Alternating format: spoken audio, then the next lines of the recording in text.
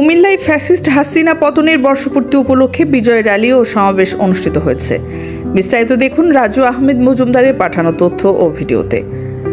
জুলাই মাসের গণঅভ্যুত্থানের ধারাবাহিকতায় ৫ আগস্ট আওয়ামী ফ্যাসিবাদের পতন ও ছাত্র জনতার বিজয় বর্ষপূর্তি উপলক্ষে আজ বুধবার দুপুর ১২টায় কুমিল্লা মহানগর, দক্ষিণ জেলা ও উত্তর জেলা বিএনপির যৌথ আয়োজনে একটি বিজয় র্যালি ও সমাবেশ অনুষ্ঠিত হয়েছে।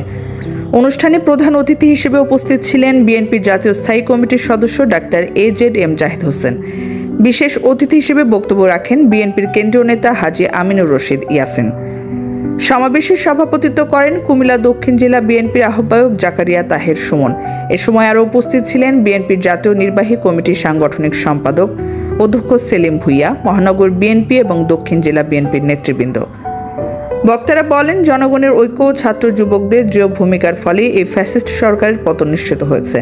দেশের গণতন্ত্র পুনরুদ্ধারে এই বিজয় এক মাইল ফলক হয়ে থাকবে। সমাবেশ শেষে এক বিশাল র্যালি কুমিল্লা নগরীর বিভিন্ন গুরুত্বপূর্ণ সড়ক প্রদক্ষিণ করে।